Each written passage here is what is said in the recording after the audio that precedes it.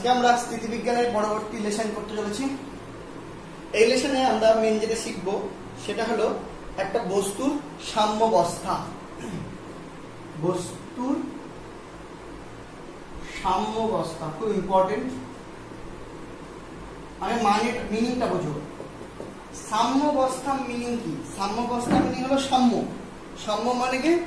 মানে বলতে গেছে যে স্থির। অ্যাকচুয়ালি সাম্য বলতে স্থির এমন নয়, মানে কি বলবো, একটা বস্তু ব্যালেন্সড। ব্যালেন্স মানে একদম সাম্যাবস্থায় আছে। সাম্যাবস্থায় থাকার মানে কি রিজন হওয়া উচিত যে বস্তুটার উপর কোনো ত্বরণ থাকবে না। সিম্পল, বস্তুটার মধ্যে কোনো ত্বরণ থাকবে না, না কোনো থাকবে রৈখিক ত্বরণ, না কোনো থাকবে কৌণিক ত্বরণ।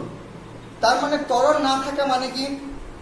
ত্বরণ না থাকা মানে হলো ওই বস্তুটার বেগের কোনো পরিবর্তন হবে না। এর মানে সাম্যাবস্থা মানে স্থিরই বোঝায় তার নয়, কিন্তু সাম্যাবস্থা মিনিং কোনো বস্তু যদি স্থির থাকে দ্যাটস মিন সে সাম্যাবস্থায় আছে। সে যদি সমবেগে থাকে তাও কিন্তু সে সাম্যাবস্থায় আছে। সে যদি সমকৌণিক বেগে থাকে তাহলেও কিন্তু সে সাম্যাবস্থায় আছে। তাহলে সাম্যাবস্থা মিনস কি? ওর মধ্যে কোনো ত্বরণ নেই, দ্যাটস মিন সে সাম্যাবস্থায় আছে। তার মানে কোনো বস্তু স্থির থাকা বা সমবেগে থাকা বা সমকৌণিক বেগে থাকা। সমকৌণিক বেগে মানে কি? এক স্পিডে ঘুরছে, একদম পরিবর্তন নেই, তাহলে এই কন্ডিশনগুলোকে বলবো সাম্যাবস্থা। এবার আমরা জানি ত্বরণ, যদি কোনো বস্তুর মধ্যে ত্বরণ থাকে সে রৈখিক হোক আর কৌণিক হোক, তাহলে কিন্তু বস্তুটা সাম্যাবস্থায় নেই। ঠিক আছে? তো এবার ত্বরণ সৃষ্টি করতে পারে কে? আমরা জানি নিউটনের সেকেন্ড ল অনুযায়ী ত্বরণ সৃষ্টি করতে পারে একমাত্র বল। F is equal to ma। যদি বল প্রয়োগ করা হয় তাহলে ভরবেগের পরিবর্তন ঘটে, এবং এই ভরবেগের পরিবর্তনের মধ্যে যে বেগের পরিবর্তন ঘটাটা সেটা সৃষ্টি করে ত্বরণ। তাহলে ত্বরণ সৃষ্টি করতে পারে কে? একমাত্র বল। মানে বাইরের থেকে যদি বল প্রযুক্ত করা হয় তাহলেই ত্বরণ সৃষ্টি হবে। তার মানে প্রশ্ন হলো যে বাইরে থেকে যদি বল প্রযুক্ত করা হয় তাহলে কোনো বস্তুর মধ্যে ত্বরণ সৃষ্টি হবে। তার মানে ত্বরণ সৃষ্টির জন্য দায়ী হলো বল, বাহ্যিক বল। কিন্তু আমার প্রশ্ন হলো তার মানে কি বাহ্যিক কোনো বল থাকতে গেলে কোনো বস্তুর মধ্যে সাম্যাবস্থা থাকবে না? কারণ কথাটা দেখো, যদি বাহ্যিক কোনো বল থাকে কোনো বস্তুর উপর প্রয়োগ করা হয় তাহলে ওই বস্তুর মধ্যে ত্বরণ সৃষ্টি হবে। আর যদি কোনো বস্তুর মধ্যে ত্বরণ সৃষ্টি করা হয়, মানে ত্বরণ থাকে, তাহলে কিন্তু সেই বস্তুটা কোনোভাবেই সাম্যাবস্থায় নেই। সাম্যাবস্থার শর্তই হলো যে বস্তুটার মধ্যে কোনো ত্বরণ থাকবে না। আবার ত্বরণ সৃষ্টির শর্তই হলো বল, বাহ্যিক বল। কিন্তু বাহ্যিক বলের সাথে কিন্তু সাম্যাবস্থা সেরকম ডাইরেক্ট সম্পর্ক নেই। এর মানে হলো বাহ্যিক বল প্রয়োগ করেও কিন্তু বস্তুর সাম্যাবস্থা সৃষ্টি করা যেতে পারে। কেমন করে? ব্যাপারটা হলো যে কোনো বস্তুর উপর যদি একটা মাত্র বল প্রয়োগ করা হয় তাহলে এই বস্তুটার মধ্যে কোনোভাবেই সাম্যাবস্থা সৃষ্টি করা যাবে না। কিন্তু কোনো বস্তুর উপর যদি একের বেশি বল প্রয়োগ করা যায়, তারপরে যদি তাদের বলের লব্ধি শূন্য হয়, তাহলে কিন্তু একাধিক বল প্রয়োগ করা সত্ত্বেও ওই বস্তুটার মধ্যে ত্বরণ সৃষ্টি হবে না। দেখুন, ত্বরণ সৃষ্টি হবে না মানে কি? ওই বস্তুটা কিন্তু সাম্যাবস্থায় থাকবে। তার মানে কোনো বস্তুর উপর বল প্রয়োগ করা মানেই যে সাম্যাবস্থায় থাকবে না তেমন নয়। যদি বলটা একের বেশি হয় তাহলে কিন্তু সাম্যাবস্থায় থাকতেও পারে। বোঝা গেল? এবার যদি বাইরে থেকে একটা মাত্র বল প্রয়োগ করা হয় তাহলে কিন্তু বস্তুটার মধ্যে সাম্যাবস্থা থাকবে না, এটা জানলাম। এবার ব্যাপারটা হলো একটা বস্তুর মধ্যে ইনসাইডে অনেক রকম বল কাজ করে, যাদেরকে বলা হয় অভ্যন্তরীণ বল। এবার প্রশ্ন হলো সেই অভ্যন্তরীণ বলগুলোর জন্য কি কোনোভাবে কোনো বস্তুর সাম্যাবস্থা বিঘ্নিত হতে পারে বা নষ্ট হতে পারে? তার উত্তর হবে না। কেন না? কারণ ভিতরের যে অভ্যন্তরীণ বলগুলো হয় সেগুলো কিন্তু বল নয়, বল সমূহ হয়। মানে অনেকগুলো অভ্যন্তরীণ বল কাজ করে এবং তারা এমনভাবে কাজ করে যে একে অপরকে প্রতিমিত করে আলটিমেট ওই বস্তুটার উপর মোট বল শূন্য করে দেয়। দ্যাটস মিন বস্তুটা সাম্যাবস্থায় থাকে। তো যাই হোক, আমরা এখানে মেনলি সাম্যাবস্থা থাকার শর্ত করব। মেনলি দুটো শর্ত আছে, সেই দুটো শর্ত করব। আমরা একতলীয় বল সমূহ নিয়ে কাজ করব, এর বেশি যাব না। মানে দুতলীয় বল তিনতলীয় বলে যাব না, আমরা একতলীয় বল নিয়ে কাজ করব এই সিলেবাসে। তো সেই একতলীয় বলের মানে একাধিক যদি বল থাকে একতলে, তো সেই একাধিক বলের দ্বারা কোনো বস্তু সাম্যাবস্থা থাকার মেনলি দুটো শর্ত আছে। সেই শর্ত দুটো আমি পড়িয়ে দিয়ে তারপরে আমরা শর্ত দুটো জেনে নেওয়ার পর আমরা কিছু এক্সাম্পল দেখব। এক্সাম্পল মানে একাধিক বল মানে কি, দুটা, তিনটা, চারটা এক্সেট্রা। তো আমি এখন মেইনলি জেনারেল শর্ত পড়বো, তারপরে আমরা স্পেশাল কেস দেখিয়ে দুটো যদি বল থাকে তার জন্য কেমন করে সাম্যাবস্থা হবে, তার কি কি শর্ত হতে পারে, এবং যদি তিনটা বল থাকে তার কি শর্ত হতে পারে দেখাবো। তিনের বেশিকে আমরা একাধিক ধরে নেবো, সেটা একটাই, মানে এই প্রথম শর্ত যে শর্তগুলো এখন পড়াবো তার সাথে ম্যাচ করে যাবে। তো যাই হোক, আসা যাক যে কোনো বস্তুর উপর যদি আমরা বাইরে থেকে একের বেশি বল প্রয়োগ করি তাহলে তার সাম্যাবস্থার কি কি শর্ত হবে। নাম্বার 1, কোন একটা বস্তুর উপর যদি বাইরে থেকে F1, F2, F3, F4 ইত্যাদি অনেকগুলো যদি বল প্রয়োগ করা হয়, তারপরেও এই বস্তুটা সাম্যাবস্থায় থাকার শর্ত হলো এই যে বলগুলো রয়েছে তাদের বীজগাণিতিক সমষ্টি বা লব্ধি শূন্য হবে। টোটাল বলটার পরিমাণের যোগফল শূন্য হবে। F1 plus F2 plus F3 plus F4 এই টোটাল ভ্যালুটা হবে 0। অবভিয়াসলি এখানে আমাকে দেখে নিতে হবে ভেক্টরিক্যালি কোনটা পজিটিভ হলে কোনটা নেগেটিভ, সেগুলো ঠিকঠাক বসিয়ে আমি অ্যান্সারটা দেখব, ফাইনালি আসবে কি 0। তাহলে বলবো যে এই বস্তুটা সাম্যাবস্থায় আছে, নচেত নয়। ওকে, এই কথাটাকে আমি এইভাবে বলতে পারি যে summation over Fi is equal to 0 হতে হবে। সামেশন সম্বন্ধে তোমাদের ধারণা আমি আগেই দিয়েছি। সামেশন মানে তো বোঝায় যে মোট বলটা এই বস্তুটার উপর শূন্য হওয়া উচিত। এটাকে আরেকভাবে করা যেতে পারে, যদি আমি এই সমস্ত বলগুলোকে দুটো অক্ষে ভাগ করে নিই, একটা এক্স অক্ষ একটা ওয়াই অক্ষ, তাহলে আমরা ভেক্টরে জেনেছি যে ভেক্টর বিভাজনের সাহায্যে কি করে সংযোজন করতে হয়। কেমন করে জেনেছি, যে কোনো একটা বল নিব এবং তার এক্স কম্পোনেন্ট আর ওয়াই কম্পোনেন্ট বের করবো, দিয়ে আবার বাকি সবগুলো বল নেবো, দিয়ে তাদের এক্স কম্পোনেন্ট ওয়াই কম্পোনেন্ট বের করবো, দিয়ে এক্স কম্পোনেন্টের মোট বল ওয়াই কম্পোনেন্টের মোট বল বের করবো, দিয়ে তাদের আমি আবার সামান্তরিক সূত্র অ্যাপ্লাই করে লব্ধিটা বের করবো। মানে যেমন এক্স অক্ষ বরাবর F1 এর যে কম্পোনেন্ট হবে সেটা হবে F1x ধরলাম। আপাতত অ্যাঙ্গেল জানি না, অ্যাঙ্গেল জানলে আমি এক্স্যাক্টলি F1 sin θ বা F1 cos θ কি হতো বের করে ফেলতাম। F1x ধরলাম, 2 এর জন্য ধরলাম F2x, 3 এর জন্য ধরলাম F3x ধরলাম। সেরকমই y অক্ষ বরাবর ধরলাম F1y, F2y, F3y, এরকম কম্পোনেন্ট রয়েছে। তাহলে এটা হলো Fy কম্পোনেন্ট, এটা হলো Fx কম্পোনেন্ট। বলছে এই যে Fy কম্পোনেন্ট এটার যে মোট হবে আর Fx যে কম্পোনেন্ট এটা যে মোট হবে, এতে ইন্ডিভিজুয়াল যে টোটালটা হবে কম্পোনেন্ট গুলোরও, সেগুলো কিন্তু আলাদা আলাদা করে শূন্য হতে হবে। অবভিয়াসলি তারপরে Fx আর Fy এর যে লব্ধি F সেটাও কিন্তু শূন্য হবে। বোঝা গেল? তার আগে এই দুটো যে সমস্ত বলগুলো নিয়েছি তাদের যে কম্পোনেন্ট গুলো হবে এক্স অক্ষ বরাবর বা ওয়াই অক্ষ বরাবর, তাদের কম্পোনেন্ট গুলোর ইন্ডিভিজুয়াল সাম শূন্য হতে হবে, তাহলে এটা সাম্যাবস্থায় থাকবে। এটাকে আরেকটা লুপ দেওয়া যেতে পারে। এই লুপগুলো আমি আবার যখন এক্সাম্পল দেবো তখন আবার ফিরে আসবে। ওকে, লুপটা আরেকটা লুপ কি দেওয়া যেতে পারে, এই যে মানে 4টা বল আছে 1 2 3 4, এই 4টা বলের প্রভাবে কোন বস্তু যদি সাম্যাবস্থায় থাকে মানে এই 4টা বলের যোগফল শূন্য হতে হবে।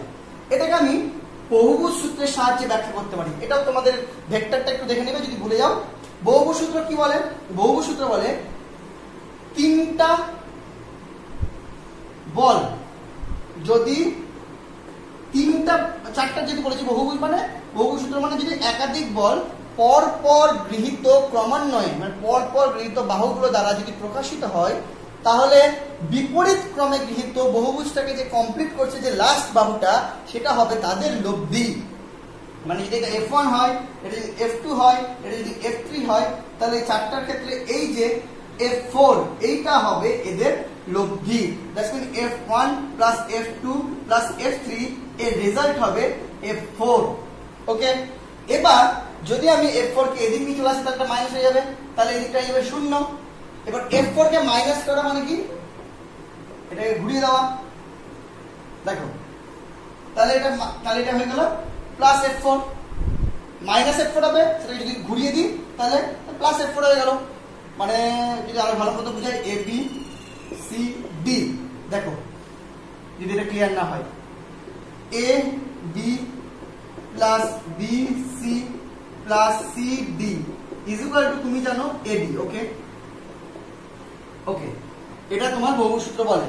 তাহলে এখান থেকে তুমি বলতে পারো না, দেখো A B plus B C plus C D minus A D equal to 0।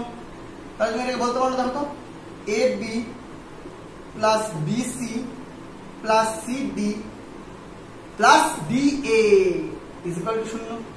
তার মানে কি, আমি যদি ডি এ করে দিই, F4 টাকে মাইনাস F4 কে যদি আমি ঘুরিয়ে ডিরেকশনটা ঘুরিয়ে দিই, তাহলে এই প্লাসটা নিলেও তার অ্যান্সারটা কি আসবে? 0। তাহলে এক্ষেত্রে আমি বলতে পারি, যদি কোনো বহুভুজের ক্রমান্বয়ে গৃহীত পরপর সমস্ত বাহুই যদি আলাদা আলাদা করে ভেক্টর নির্দেশ করে, তাহলে তাদের সমষ্টি যদি 0 হয়, তাদের মানে যতগুলা ভেক্টর নিয়েছি তাদের প্রত্যেকটা ফোর্স ভেক্টরের যদি সমষ্টি 0 হয়, তাহলে এই 4টা ভেক্টর বা 4টা ফোর্স এই বস্তুটার সাম্যাবস্থার সৃষ্টি করবে। কথাটা বুঝে গেল? মানে বল 4টা ভেক্টর যদি 4টা ভেক্টরের যোগফল, 4টা ভেক্টর যদি কোন একটা বহুভুজের 4টা বাহুকে নির্দেশ করে, 4টা বাহুকে, 3টা বাহুকে নয়, কিন্তু সেই 4টা বাহুওয়ালা বহুভুজেরই 4টা বাহুকে যদি নির্দেশ করে, তাহলে তাদের সমষ্টি যদি 0 হবে, এবং সেক্ষেত্রে বলতে পারবো বস্তুটা সাম্যাবস্থায় আছে। মানে বলতে চাইছি, কোন বহুভুজের যে 4টা বাহুওয়ালা বহুভুজের যদি 4টা বাহুই পরপর গৃহীত 4টা ভেক্টরকে নির্দেশ করে, তাহলে বস্তুটা সাম্যাবস্থায় আছে। আর যদি 4টা বাহুর মধ্যে 3টা বাহু নির্দেশ করে, একটা বাহু নির্দেশ করছে না, সেটা অপোজিট ক্রমে নির্দেশ করে, তাহলে এই বস্তুটা সাম্যাবস্থায় নেই। দ্যাটস মিন এই মানে বলগুলোর লব্ধি রয়েছে। বোঝা গেল? বুঝতে না পারলে কমেন্টে জানাবে, আমি আবার পড়াবো। ওকে, তাহলে আমরা প্রথম শর্ত সম্বন্ধে জানতে পারলাম। এবার চলে আসি দ্বিতীয় শর্তে। দ্বিতীয় শর্ত বলছে,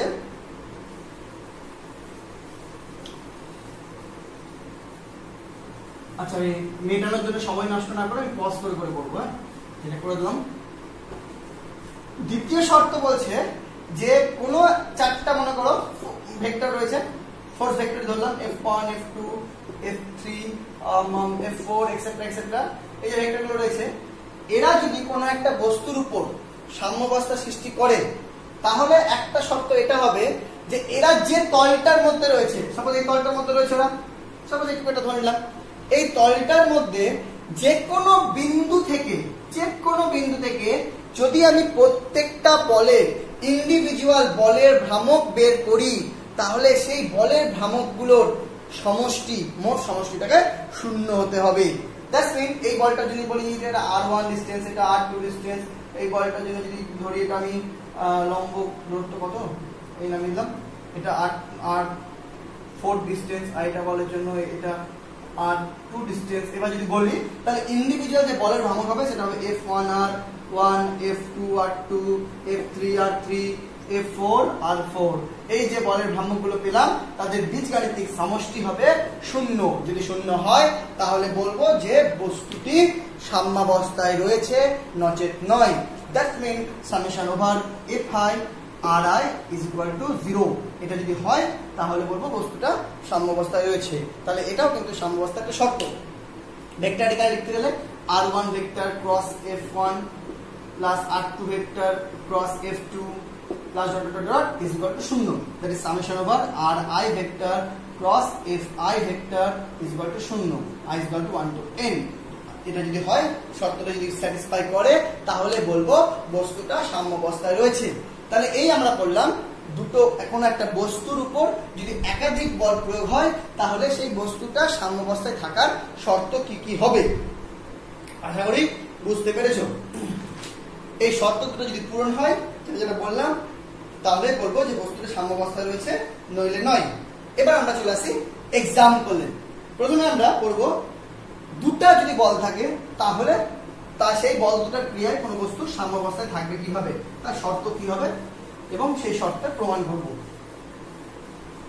কিছু কিছু প্রমাণ আমরা এক্সাম্পল দ্বারা করব, কিছু কিছু প্রমাণ আমরা ব্যাখ্যা করে করব। যেমন দুটা বল, সাপোজ এটা একটা উদাহরণ দিয়ে করা যায়। দুটি বলের দ্বারা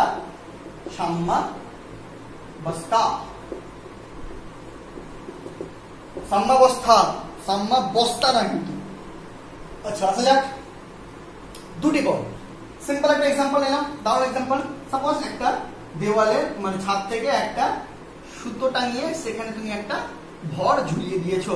ওকে, তাহলে ভরটার ওজন নিচে কাজ করছে mg, উপর দিকে কাজ করছে t। দেখো দুটো বল হয়ে গেল, একটা mg বল ওজন নিচের দিকে কাজ করছে, একটা টেনশন উপর দিকে কাজ করছে। এই বল দুটি দ্বারা বস্তুটা দেখবে সাম্যাবস্থায় চুপচাপ দাঁড়িয়ে আছে। কেন? কারণ বল দুটি তার কি কারণে হলো? কারণ বল দুটি বিপরীতমুখী এবং সমান এবং একই বিন্দুতে একই ক্রিয়া রেখায় কাজ করছে, একই ক্রিয়া রেখায় কাজ করছে। ওকে, এই রেখা এই লাইনটা একই। তাহলে যদি দুটো বল একে অপরের বিপরীত হয়, একে অপরের সমান হয় এবং তাদের ক্রিয়ারেখা যদি একটাই হয় তাহলে বস্তুটা সাম্যাবস্থায় থাকবে। এবার দেখো বস্তুটাকে তুমি সরিয়ে যদি এখানে নিয়ে আসো, সেক্ষেত্রে কি ওজনটা এই বরাবরই কাজ করবে, কিন্তু টেনশন কাজ করবে এই বরাবর।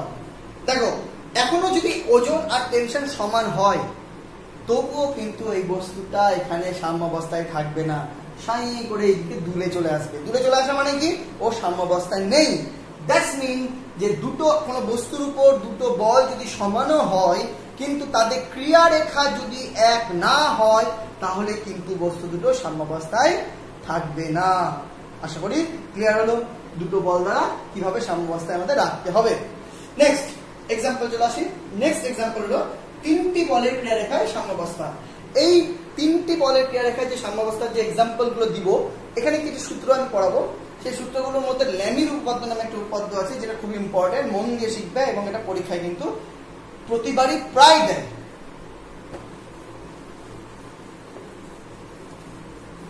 ইলেভেনটাকে দয়া করে গুরুত্বহীন করবে না, ভালো মতো ইলেভেনটা কিন্তু করতেই হবে, কারণ ইলেভেনে তুমি যা শিখবে সেটাই তোমার জীবনে কাজে দেবে। টুয়েলভ তুমি এইচএস এর প্রেশারেই পড়ে নেবে, এটা কিন্তু খেয়াল থাকে না। ইলেভেনের মানে বেসিক একদম বেসিক জিনিসগুলো কিন্তু ইলেভেন আছে, এই শিক্ষাটা খুব প্রয়োজন। নইলে আমি ভুগেছি, আমি ইলেভেনে একটু ফাঁকি দিতাম, তার ফলে আমি কলেজে গিয়ে যা ভুগেছি সে আর কি অন্যদিন গল্প বলবো। ইলেভেনের পড়া কখনোই ফাঁকি দেবে না, খুব মন দিয়ে পড়বে। যাই হোক চলে আসি তিনটি বলের ক্রিয়ায় সাম্যাবস্থা। তিনটি বলের ক্রিয়া মানে সাপোজ একটা একতলীয় বল নিয়ে আলোচনা করছি। সাপোজ কোনো একটা বল এদিক কাজ করছে F1, এদিক কাজ করছে F2 আর এদিক কাজ করছে F3, কোনো একটা দণ্ডের উপরে ধরলাম বলবো। হ্যাঁ, তাহলে তিনটা বলের ক্রিয়ারেখায় মানে ক্রিয়ায় এই দণ্ডটা বা এখানে থাকা কোনো বস্তু সাম্যাবস্থায় থাকা সত্ত্বে হলো, বা এই দণ্ডটা ধরে এখানে থাকা সত্ত্বে হলো যে এই দুটো বলের লব্ধি কে আমাকে এই বিন্দুতে হতে হবে এবং এর সমান হতে হবে। মানে এই দুটো বলের যদি আর হয় তাহলে আর আর F3 আমাকে কি হতে হবে? সমান হতে হবে এবং একই বিন্দুতে হতে হবে এবং একই ক্রিয়ারেখায় হতে হবে। এই হলো তিনটা বলের ক্রিয়ারেখায় সাম্যাবস্থা। এবার সেটা হলো এটা আমি সাধারণ পড়ালাম। এবার আমি মেন যে সূত্রগুলো আছে তিনটা বলের নিয়ে সেই সূত্রগুলো শুরু করি।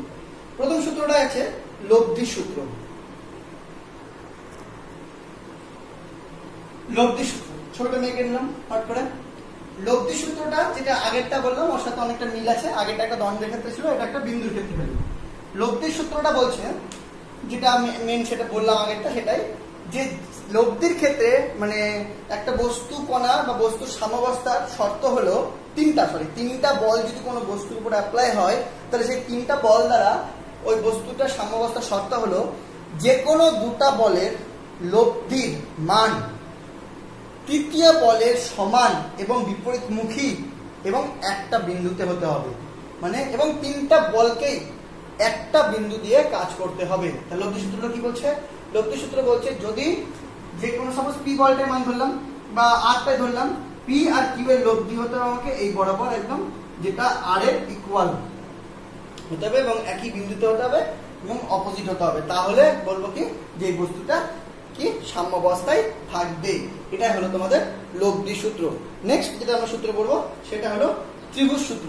কিছুই না, যেমন আগেরটাতে আমি মানে কনভার্ট করে নিয়েছিলাম ত্রিভুজে, সেরকম এই লব্ধি সূত্রটাকে আমি ত্রিভুজ সূত্রে কনভার্ট করে নেবো। কেমন করে কনভার্ট করবো দেখে নেব। তো ত্রিভুজ সূত্রের ছবিটা এঁকে নিয়েছি।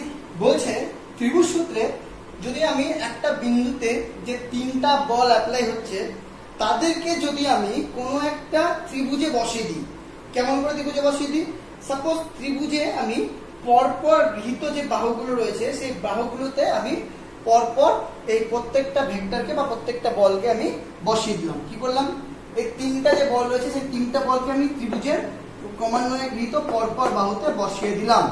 যদি পরপর তিনটা বাহুতেই বসানো যায়, দেখো ত্রিভুজ সূত্রের সঙ্গে এর সাথে আলাদা, যেটা তুমি ভেক্টরের ত্রিভুজ সূত্রে পড়েছিলে সেটা কিন্তু দুটা বলের যদি একই দিকে হয় তাহলে 3 নম্বর বলটা অপোজিটে হবে, তাহলে সেই 3 নম্বর বলটা তার লব্ধি হবে, সেটা অন্য জিনিস। কিন্তু এখানকার ত্রিভুজ সূত্র বলছে যদি আমি যেমন চারটা বহুভুজে পড়ালাম সেরকমই, যে যদি আমি তিনটা বলকে কোনো ত্রিভুজের ক্রমান্বয়ে গৃহীত বাহুগুলোতে বসিয়ে দিতে পারি, তাহলে তিনটা বাহুতে কিন্তু, তাহলে বলবো যে এই বস্তু কণাটাকে সাম্যাবস্থায় রয়েছে।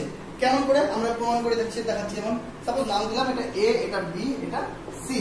অবশ্যই এ বি ভেক্টরটা হলো আমাদের পি ভেক্টর, বি সি ভেক্টরটা হলো আমাদের কিউ ভেক্টর, আর সি এ ভেক্টরটা হলো আমাদের আর ভেক্টর। আচ্ছা, আপাতত আমরা যদি এখানে ত্রিভুজ সূত্র অ্যাপ্লাই করতাম তাহলে আমরা জানি A B vector plus B C vector is equal to হতো এ সি ভেক্টর। এটা আমরা সবাই জানি ত্রিভুজ সূত্র থেকে, উল্টো ক্রমে গৃহীত বাহু। ওকে, জাস্ট আমি বলতে পারতাম দেখো এ বি ভেক্টর মানে কি P vector plus B C vector মানে কি Q vector is equal to হতো কি এ সি ভেক্টর হতো। Is it? A C vector কিন্তু আর নয়, আমি কিন্তু ওটাতে আর লিখতে পারি না কখনোই। হ্যাঁ, খেয়াল থেকে গেলাম। তাহলে P vector plus Q vector অ্যান্সারটা হতো এ সি ভেক্টর। এবার আমি কি করলাম? বোথ সাইডে আর যোগ করে দিলাম। তাহলে বোথ সাইডে করছি, কোনো অসুবিধা নেই। তাহলে আমি দেখো লিখতে পারি না P vector plus Q vector plus R vector is equal to কি A C vector plus R vector. Okay, লেখা যায় এটা। এবার আমি বলছি যে এই যে তিনটা ভেক্টর, এই তিনটা ভেক্টর যেটা আমি এই আর ভেক্টর কিন্তু এটা মানে সি এ ভেক্টর আর এসি ভেক্টর কিন্তু আলাদা। হ্যাঁ, এসি ভেক্টরটা আমি আনলাম ত্রিভুজ সূত্র দিয়ে। এবার আমি দুপাশে আরটাকে অ্যাড করলাম, যে আরটা আমার এখানে রয়েছে। এবার আমি বলছি কি যে এই তিনটা ভেক্টর দ্বারা এই বস্তুটা কি থাকবে? সাম্যাবস্থায় থাকবে। তো তিনটা ভেক্টর দ্বারা, এই তিনটা বল দ্বারা যদি বস্তুটা সাম্যাবস্থায় থাকে, that's mean P plus Q plus R এর রেজাল্ট কত হবে? 0 হবে, কারণ এই তিনটা বল দ্বারা তো সাম্যাবস্থায় আছে। দ্যাটস মিন এখান থেকে বলতে পারি না AC vector is equal to plus R vector is equal to 0।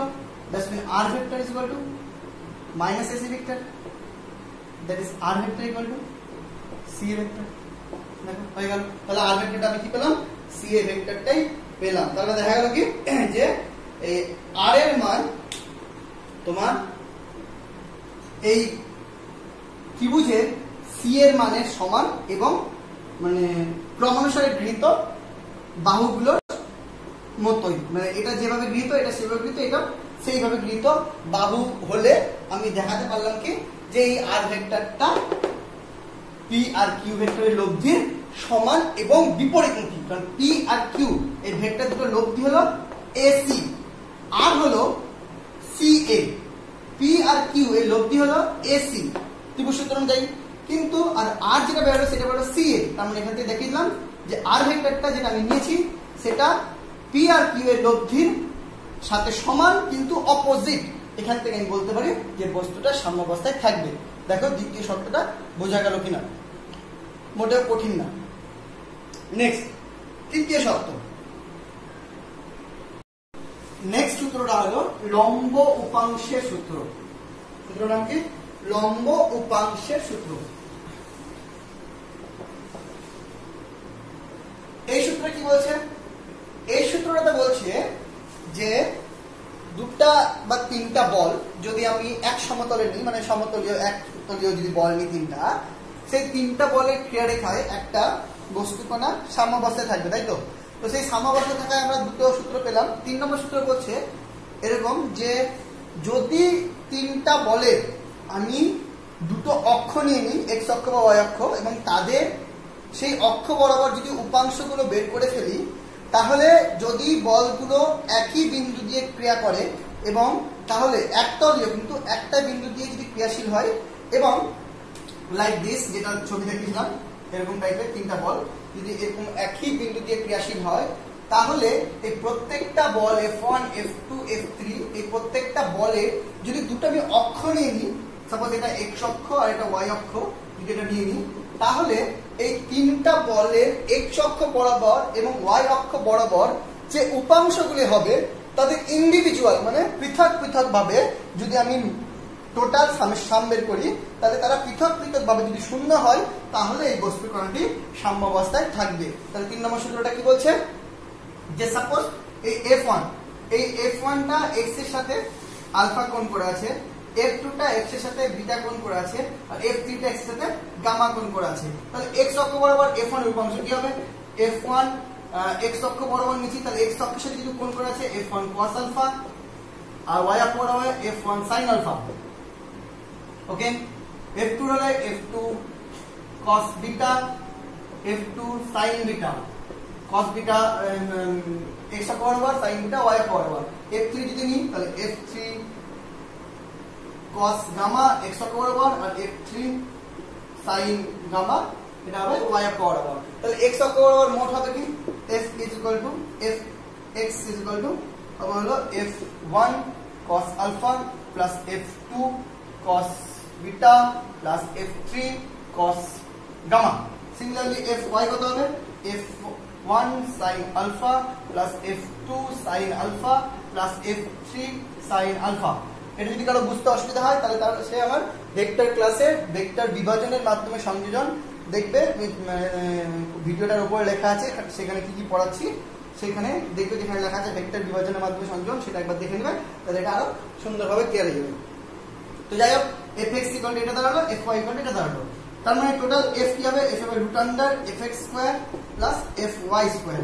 তো বলছে এইটা যদি এই নেট ফোর্সটা যদি শূন্য হয় তার মানে কি fx আর fy ইন্ডিভিজুয়াল শূন্য, আর নেট ফোর্স যদি শূন্য হয় তাহলে এটা সাম্যাবস্থায় থাকবে। তাহলে সাম্যাবস্থার শর্ত হলো এই নেট ফোর্সটা লব্ধি ফোর্সটা শূন্য হবে, আর লব্ধি ফোর্সটা শূন্য হওয়ার শর্ত হলো fx আর fy ইন্ডিভিজুয়ালি শূন্য হবে। তাহলে fx আর fy যদি ইন্ডিভিজুয়ালি শূন্য হয় তাহলে বলবো যে বস্তুটা সাম্যাবস্থায় রয়েছে। এটা হলো লম্ব উপাংশের সূত্র। এবার আমরা যে ফাইনাল সূত্র, দ্য লাস্ট সূত্র, দ্য ইম্পর্টেন্ট সূত্র, ল্যামির উপপাদ্য যেটা নামে পরিচিত সেটা শিখব। ল্যামির উপপাদ্য, the last and final topic, সেটা হলো সাম্যাবস্থার একটা দারুণ শর্ত। মানে এই সাম্যাবস্থার এই সূত্রটা খুব ইম্পর্টেন্ট পরীক্ষার জন্য।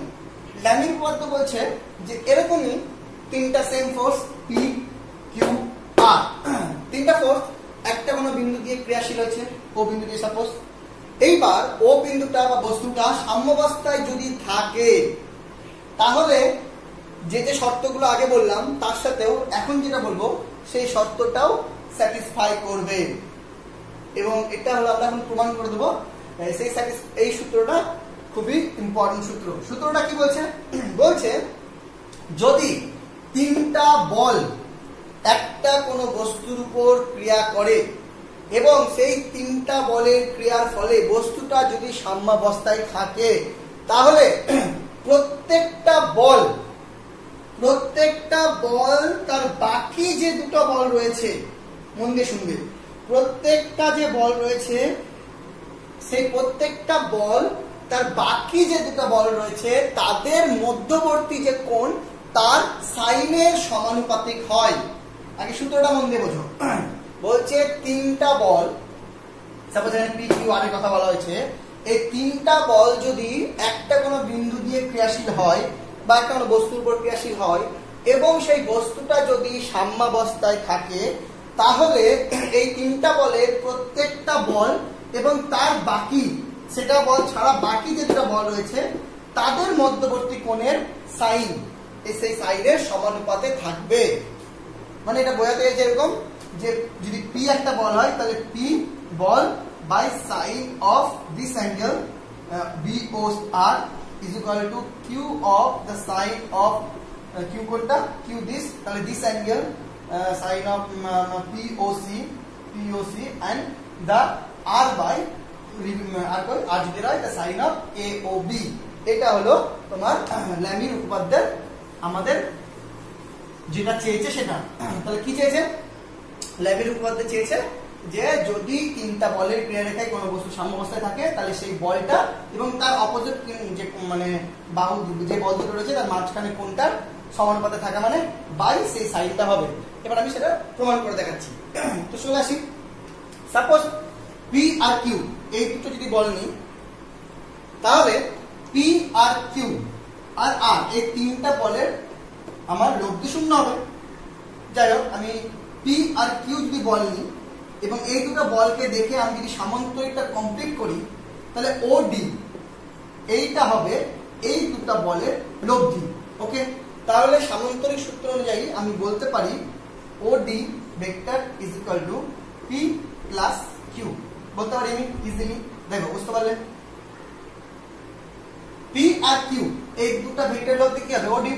ওকে, এবার আমি কি করলাম, এর সাথে আর অ্যাড করলাম, যেটা আর আলাদা ভেক্টর। অবভিয়াসলি তাহলে আমাকে এর সাথে আর অ্যাড করতে হবে, করলাম। ওকে, so next P Q R এই তিনটা বলের লব্ধি কত হবে? শূন্য, কারণ বস্তুটা সাম্যাবস্থায় রয়েছে। সেটা আমি তার জন্য সূত্রটা করছি, মানে উপপাদ্যটা করছি। তাহলে জাস্টটা শূন্য হয়ে গেল। That is R is equal to হলো minus O D, that is R is equal to হয়ে গেল ডিও ভেক্টর। ডিও মানে এইটাই হলো আর, যেটা এখানে এসছে। ওকে, একদম আমি বুঝতে পারলাম। ওকে, তাহলে এবার যদি আমি বলি এটা ও এ মানে পি ভেক্টর, এটা এডি মানে কিউ ভেক্টর। কেন কিউ ভেক্টর? কারণ এটা যদি কিউ ভেক্টর হয় সমান্তরাল এটাও কিউ ভেক্টর। এবার এটা আর ভেক্টর, এদিকে আসছে এটা, সেটা কি আর ভেক্টর, যেটা অ্যাকচুয়ালি এটা। তাহলে আমি এখানে যদি ত্রিভুজের সূত্র অ্যাপ্লাই করি, কোন সূত্র? ত্রিভুজ সূত্র। তাহলে আমরা সেই ত্রিভুজ সূত্র থেকে জানি, লিখতে পারি যে পি ভেক্টরের মান যদি পি হয়, কিউ ভেক্টরের মান যদি কিউ হয়, আর আর ভেক্টরের মান যদি আর হয়, তাহলে ত্রিভুজ সূত্র অনুযায়ী জানি যে কোনো একটা ত্রিভুজের, এটাও তুমি ভেক্টরে যখন আমি বিভাজন শিখেছি সেখানে আমি আরেকবার বলেছি, তাও আরেকবার মনে রাখবে। আমরা সমকোণী ত্রিভুজের ক্ষেত্রে জানি যে মানে লম্ব বাই অতিভুজ ইকুয়াল টু সাইন থিটা, ভূমি বাই অতিভুজ ইকুয়াল টু কস থিটা, তারপরে লম্ব বাই ভূমি ইকুয়াল টু ট্যান থিটা, এগুলো তো আমি জানি। কিন্তু অ্যাকচুয়ালি সূত্রটা হলো যে কোনো ত্রিভুজের ক্ষেত্রেই সেটা অ্যাপ্লাই করা যায়, এবং যে কোনো ত্রিভুজের ক্ষেত্রে সূত্রটা কি হয় সেটা ব্যাখ্যাটা আমি ভেক্টরে যখন লম্ব বিভাজনটা শিখেছিলাম সেখানে বলেছি। এখানে আপাতত করে দিচ্ছি, ওটা দেখে নেবে, আবার করতে গেলে ক্লাসটা বড় হয়ে যাবে।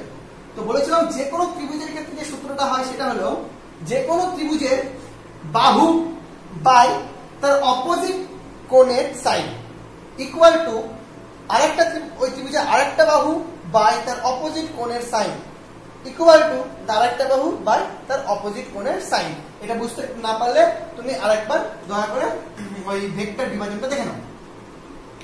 সেটা হলো তাহলে আমি এখানে লিখতে পারি অবভিয়াসলি ইজিলি পি বাই এটা অপোজিট কোণ কোনটা? এটা sine of angle A B O is equal to আমি লিখতে পারি Q by sine of angle by Q by this, তাহলে A O D is equal to R by sine of angle, আর কোনটা? আর যদি হয় তার অপোজিট কোনটা? ও এ বি লিখে ফেললাম। এবার মন দিয়ে দেখো, একটা করে করছি। A D O angle A D O, লক্ষ্য করো অ্যাঙ্গেল এডিও কোনটা? এ ডি ও, এটা অ্যাঙ্গেল হলো এডিও। তাহলে এটা যদি এডিও হয় এই অ্যাঙ্গেলটার সাথে এই অ্যাঙ্গেলটা সমান হবে, একান্তর কোণ। তাহলে আমি এটাকে বলতে পারি না অ্যাঙ্গেল ডি ও বি, দেখো বলা যাবে। এবার এটা যদি ডি ও বি হয় তাহলে আমি ডিও বি কে আবার বলতে পারি না, দেখো তো 180 মাইনাস অ্যাঙ্গেল বি ও আর বা বি ও সি। দেখো কি করলাম, ডি ও বি থেকে আমি বলতে পারলাম যেটা লিখতে পারি এটা যদি অ্যাঙ্গেল ডি ও বি হয় তাহলে এটা মানে কি? এটা টোটালটা 180 থেকে এই বি ও সি অ্যাঙ্গেলটা বাদ। তাহলে আমি sine of angle A D O এটা লিখতে পারি না সাইন অফ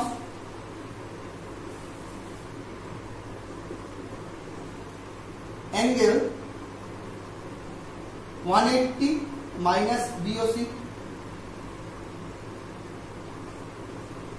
দেখো এটাকে লেখা যায় না sine of 90 into 2 minus BOC.